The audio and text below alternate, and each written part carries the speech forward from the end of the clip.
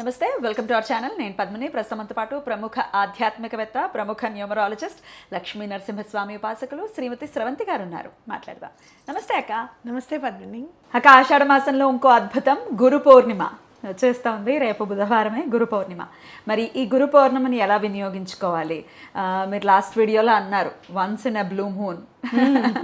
అది ఆషాఢ మాసంలోనే వస్తుంది. బ్లూ మూన్గా పిలిచేటటువంటి మరి ఈ పౌర్ణిమని ఎలా వినియోగించుకోవాలి? మేనిఫెస్టేషన్స్కి ఏమైనా మంచి రోల్ని ప్లే చేస్తుందా ఈ బ్లూ మూన్ని యూటిలైజ్ చేసుకుంటే?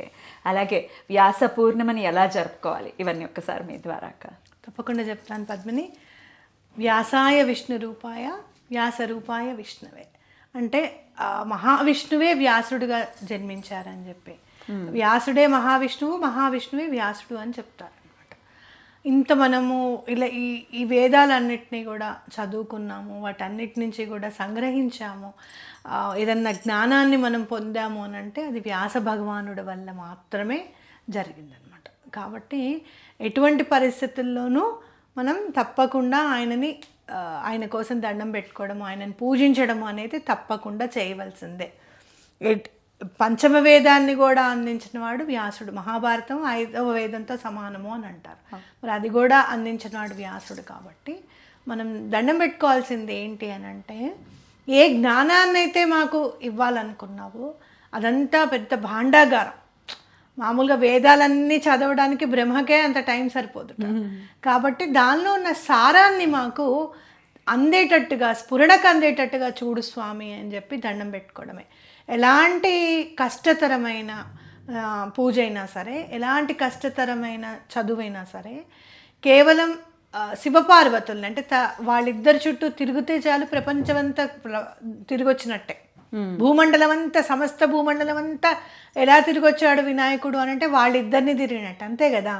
కాబట్టి కేవలం పరమాత్ముడిని 2 చేతులు ఎత్తి స్మరించి భక్తితో ఆయనకి సరెండర్ అయిపోతే అంత జ్ఞానమంతా సముపార్జించినట్టే అని చెప్పుకోవచ్చు. మరి అంత జ్ఞాన భండాగారాన్ని కేవలం ఆవిడ తిన్న తాంబూలం నోట్లో పెడితే మూక పంచశతి వచ్చేసింది. అయ్యో ఈ పరమాన్నం తినరా అని అంటే కాళిదాస్ అయిపోయాడు. అవునా కాదా? అంటే ఏంటి, అనుగ్రహము అనేది గనక మనకు ఉంటే ఆటోమేటిక్గా అన్నీ వచ్చేస్తాయి. సో ఈ అనుగ్రహాన్ని పొందే దారి చూపు స్వామి నువ్వు అని చెప్పి వ్యాసుడిని అడగడం అనమాట. ఇంత వేదాల్ని రాసేంత దారి ఆయనకి తెలిసినప్పుడు ఈ సూక్ష్మమైన మార్గం కూడా ఆయనకు తప్పకుండా తెలుస్తుంది అని. అలాగే గురువు అనేవాడు ఏమని చెప్తాడు మనకి ఏంటంటే, గురువు అంటే ఏంటి అంటే చీకటిలో దారి చూపించేవాడు, మార్గదర్శి అని అర్థం అన్నమాట.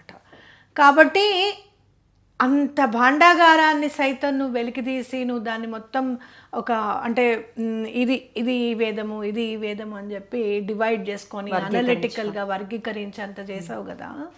మరి మాకు కూడా ఇదంతా కాదు, అసలు సూక్ష్మ రూపంలోనే మాకు ఆ జ్ఞానాన్ని అందించే వాడివి, ఆ చీకట్లో నుంచి మాకు దారి చూపించు స్వామి అని చెప్పి వ్యాసుడిని గురువుగా మనం పూజించాలి అని చెప్పుకోవచ్చు. ఎప్పుడైతే మనకి వేదాలంతటినీ అందించారో ఈక్వల్ టు గురువు, అంతే కదా. భగవంతుడు అనంటే భగవంతుడి కంటే ఎక్కువైన వాడెవరు అంటే గురువు అనమాట. కాబట్టి ఆ రోజు మనము గురు పౌర్ణిమగా మనం చేసుకోవడం జరుగుతుంది. అలాగే ఆది గురువైన దక్షిణామూర్తి శివస్వరూపాల్లో చూస్తే గనక అత్యంత భయానకమైన కాలభైరవుణ్ణి చూస్తాము, అత్యంత శాంతమూర్తి అయిన దక్షిణామూర్తిని చూస్తాం. దక్షిణామూర్తి మీరు చూస్తే గనక ఏం చదవాలనిపించదు నాకు. ఇప్పటి వరకు నేను దక్షిణామూర్తి స్తోత్రం ఏది చదవాలి, చూడటమే. అలా చూస్తూ ఉంటే చాలు జ్ఞానం అనేది వచ్చేస్తుంది మనకి. ఎంత ప్రశాంతంగా కూర్చొని ఉంటారో ఆ చెట్టు కింద చక్కగా నలుగురు అలా కూర్చొని అబ్బా ప్రశాంతంగా ఏదో అంటే కేవలము గురువు అనేవాడు ఏం చేస్తాడంటే శక్తిపాతము చేస్తాడనమాట. మన కేవలం చూపుతోనో ట్రాన్స్ఫర్ చేస్తారు, ఎనర్జీని ట్రాన్స్ఫర్ చేస్తారు. కాబట్టి ఆ దక్షిణామూర్తికి కూడా దండం పెట్టుకోవడం అనేది చాలా దక్షిణామూర్తి జయంతి కూడా ఆ రోజు, దక్షిణామూర్తి పుట్టినరోజు కూడా. అంటే అందరూ దేవీ దేవతలు ఏం చేస్తారు అని అంటే, ఏదైనా మంచి రోజు ఉంది, ఈ రోజు దీనికి పనికొస్తుంది అంటే ఆ రోజు వాళ్ళందరూ ఆవిర్భవిస్తారు. తప్పకుండా గురు పౌర్ణమి రోజు వ్యాసుడిని అలాగే దక్షిణామూర్తిని స్వామిని దండం పెట్టుకుంటే చాలా మంచిది. రైట్. మేనిఫెస్టేషన్స్కి కూడా చాలా అద్భుతమైనటువంటి రోజు కాబట్టి ఎట్లా మరి ఏం చేయాలి ఆ రోజున? ఇంకొక విషయము, బాబా గారిని ఎవరైనా తిడితే గనక ఆ పాపం పోగొట్టుకోవడానికి కూడా ఇది చాలా మంచి రోజు.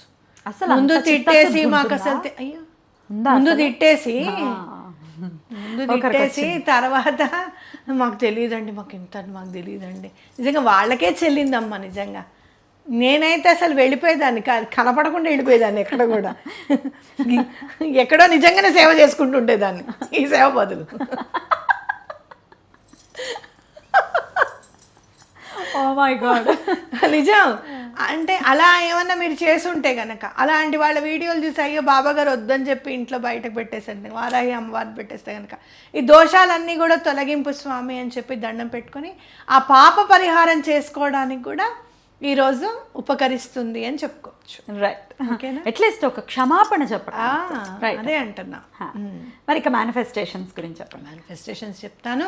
ఇందులో మనం చూసుకుంటే కనుక ఇంద్రధనుస్సులో మనం ఫిజిక్స్లో చూస్తే కనుక విబ్గ్యోర్ అని చదువుకుంటాం. అందులో వైలెట్, ఇండిగో, బ్లూ కలర్. ఇక్కడ మనం బ్లూ కలర్లో చూస్తాం మూన్ని. చంద్రుడు నీలం రంగులో కనపడతాడు అనమాట మనకి. బ్లూ కలర్ అనేది మన బాడీకి చాలా ఇంపార్టెంట్. ఎందుకు ఇంపార్టెంట్ అంటే మానసికమైన ప్రశాంతత కావాలి అంటే బ్లూ కలర్ చూడాలి. చాలా బాగుంటుంది కలర్ థెరపీ చేస్తుంటే, నాకు చాలా ఆనందం అనిపిస్తుంది. భగవంతుడు రంగులని ఎందుకు సృష్టించాడా, మన కోసమే సృష్టించాడా మళ్ళీ అని అనిపిస్తుంది. కాబట్టి ఆ బ్లూ కలర్ ఎందుకు అని అంటే సూతింగ్గా మనం హాయిగా ప్రశాంతంగా నిద్రపోవడానికి. ఇక్కడ చూడు ఎలా అదేంటి ప్రకృతిని ఎలా చేశాడు భగవంతుడు సృష్టించాడని. కరెక్ట్గా స్వామివారి తొలేకాదశి నిద్రపోతారు, మూన్ బ్లూ కలర్లో ఉంటుంది. మనం నిద్రపోవడానికి ఏ లైట్ వాడతాము? Light blue. బ్లూ లైట్ అవునా కాదా? అవును. అంటే ఏంటి, మనలో ప్రశాంతత అనేది రావాలి అంటే నిద్ర ఎప్పుడు వస్తుందమ్మా? ప్రశాంతంగా ఉన్నప్పుడు, రేపటి గురించి మనకి దిగులు లేనప్పుడు నిద్ర వస్తుంది. ఆ దిగులు లేకుండా ఉండడానికి పౌర్ణమి ఉపయోగపడుతుంది. అద్భుతం. అర్థమైందా? మనం ఏం చేయాలంటే బ్లూ కలర్ క్యాండిల్ తెచ్చుకోండి. తెచ్చుకొని చక్కగా మీరు అన్ని బ్లూ కలర్ చేసుకోవచ్చు. బ్లూ కలర్ పెన్, ఆ పేపర్ని కూడా బ్లూ కలర్ చేసుకోవచ్చు. బ్లూ కలర్ పేపర్స్ దొరుకుతాయి బయట. అవును, చక్కగా తీసుకొని మీరు చక్కగా బ్లూ కలర్ పెన్తో మీకున్న ప్రాబ్లమ్స్ అన్నీ రాసుకొని పెట్టుకోండి. Light blue colour, navy blue, dark blues కాదు, లైట్ బ్లూ కలర్ ఉండాలి. మీ ప్రాబ్లమ్స్ అన్నీ ఒక పేపర్ మీద రాసి ఆ క్యాండిల్ని వెలిగించి ఆ క్యాండిల్లో ఆ పేపర్ని కాల్చేసేయండి. మీ ప్రాబ్లమ్స్ అన్నీ క్లియర్ అయిపోయాయి అని ఆనందంగా ఉండండి. ఓకేనా? అట్లాగే ఇప్పుడు మీకు ఏం కావాలి అనేది ప్రెసెంట్ టెన్స్లో రాసుకోండి. I'm a money magnet, okay, I'm a very lucky person, ఇట్లా రాసుకోండి. ప్రెసెంట్ టెన్స్లో ఉండాలి. నేను చాలా అదృష్టవంతురాలిని, నేను మనీని చాలా అట్రాక్ట్ చేస్తాను అనేది రాసుకోండి. అవి రాసుకొని అవి చక్కగా ఆ పేపర్ మీద ఒక వాటర్ బాటిల్ పెట్టేసి బయట మూన్ లైట్లో పెట్టేసేయండి. లేదా మీ ఇంట్లో ఎక్కడైతే మూన్ లైట్ పడుతుందో ఆ కిటికీ తలుపులు తీసేసి అక్కడ పెట్టేసేయండి వాటర్ బాటిల్. ఓకే, మూన్ వాటర్తో ఛార్జ్ అయిపోతుంది. నెక్స్ట్ డే మార్నింగ్ అందరూ ఆ వాటర్ తాగండి. ఓకే, మంచి జరుగుతుంది. అద్భుతం అక్క. అయితే ఆ యాషెస్ ని కూడా యూనివర్స్ కి ఇచ్చేయాలా, లేకపోతే అట్లా పాడేయచ్చా? పాడేసేయచ్చు, మామూలుగా డిస్కార్డ్ చేసేయచ్చు. ప్రాబ్లం నిర్మాణం. మనం యాషెస్ కి ఎప్పుడైతే పంపిస్తాం ఏంటంటే కోరిక తీరింది అనడానికి, మామూలుగా నిర్మాలంలో పడడం ఇంకా అయిపోయింది కదా. ప్రాబ్లంతో నీకు ప్రాబ్లమే లేదు ఇంకా, అది ఇంకా డిస్కార్డ్ చేసేయడమే. చాలా బ్యూటిఫుల్గా ఎక్స్ప్లెయిన్ చేశారక్క. ఖచ్చితంగా ఈ రోజున ప్రతి ఒక్కరు కూడా మిస్ అవ్వకుండా చేసుకోవాలి. అయితే పీరియడ్స్లో ఉన్న వాళ్ళు మేనిఫెస్టేషన్కి యూటిలైజ్ చేసుకోవచ్చా? నేను ఒప్పుకోను పద్మిని. ఎందుకనంటే ప్రకృతితో మనం చేస్తున్నాం. వాటర్ అవన్నీ కూడా మనం ముట్టుకోనిరుగా పద్మిని, పక్కకు కూర్చుంటారు. మంచినీళ్ళే కదమ్మా ముట్టుకొని తీసుకో తాగని అన్నారు కదా, అన్నారు. సో ఇవన్నీ elements are very much powerful. ఇక్కడ మనం అగ్నితో క్యాండిల్ వెలిగిస్తున్నాం, బర్న్ చేస్తున్నాము. పేపర్ కూడా మళ్ళీ ట్రీస్ నుంచి వస్తుంది. Everything is related with the universe. So ఇప్పుడు మీరు ఏమనుకోండి అంటే జస్ట్ ఇఫ్ యూ థింక్, మీరు ఏం చేస్తున్నారు అనేది ఆలోచించుకుంటే చాలు. Power is in with in you, అందుకే పక్కన కూర్చోబెట్టారు. నువ్వు చాలా పవర్ఫుల్. ఇప్పుడు సేమ్ ప్రకృతిలో ఎంతైతే పవర్ ఉందో నీకు కూడా అంతే ఉంది. సో విజువలైజ్ చేసుకోవడమే. ఆ విజువలైజ్ చేసుకొని ఆ వర్క్ అయిపోయింది అని అనుకోవడము, తర్వాత ఎప్పుడు మీకు కుదిరితే అప్పుడు చేసుకోవడం అనేది. రైట్, మళ్ళీ ఎప్పుడు చేయొచ్చు అంటే ఏమని చెప్తారు? మీరు బ్లూ మూన్ ని చూసి దండం పెట్టుకోండి. దండం పెట్టుకోవచ్చు బయట. బ్లూ మూన్ బయటకు వెళ్ళి మళ్ళీ సంవత్సరం తర్వాత కదా వచ్చేది, అందరు వెళ్ళి చూసి వచ్చిన తర్వాత మీరు ప్రత్యేకంగా వెళ్ళి చూసి వచ్చి దండం పెట్టుకోవచ్చు. బ్యూటిఫుల్ అక్క, చాలా బ్యూటిఫుల్గా ఎక్స్ప్లెయిన్ చేశారు. డెఫినెట్గా ఇది బాగా హెల్ప్ అవుతుంది. ఈ రోజున ఎటువంటి పరిస్థితుల్లో మిస్ అవ్వకండి. Thank you so very much అక్క. నమస్తే. నమస్తే.